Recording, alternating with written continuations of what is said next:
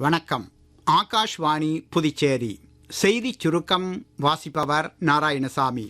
பிரதமர் திரு நரேந்திர மோடி நாட்டு மக்களுடன் தமது எண்ணங்களை பகிர்ந்து கொள்ளும் 134வது மன் கி பாத் என்னும் மனதின் குரல் நிகழ்ச்சி ஆகாஷ்வாணியில் நாளை காலை 11 மணிக்கு ஒலிபரப்பாக உள்ளது.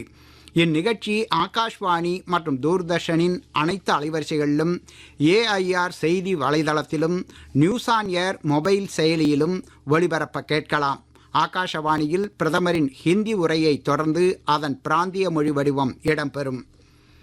இந்திய ஹஜ் குழுவிற்கு முதன்முறையாக சவுதி அரசிடமிருந்து 2 விருதுகள் வழங்கப்பட்டுள்ளதாக மத்திய சிறுபான்மையினர் நலத்துறை அமைச்சர் திரு கிரண் ரிஜிஜு தெரிவித்துள்ளார்.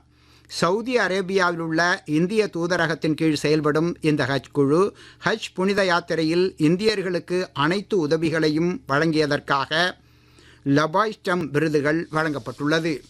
கேரளாவில் வருவாய் புலனாய்வு இயக்குநரகம் ஒருங்கிணைந்த போதைப்பொருள் தடுப்பு நடவடிக்கைகளை மேற்கொண்டு கணிசமான அளவு போதைப் பொருட்கள் மற்றும் மனோவியல் பொருட்களை பறிமுதல் செய்துள்ளது.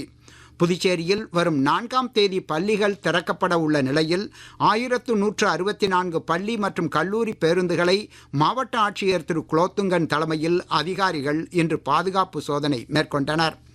IPL 20 ஓவர் கிரிக்கெட் போட்டியின் இறுதி ஆட்டத்தில் அகமதாபாத்தில் நாளை குஜராத் அணியும் பெங்களூரு அணியும் களம் காண்கின்றன.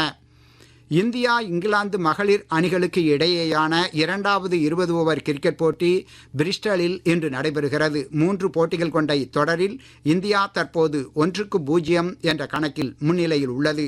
இத்துடன் இந்த செய்திச் சுருக்கம் நிறைவு பெறுகிறது.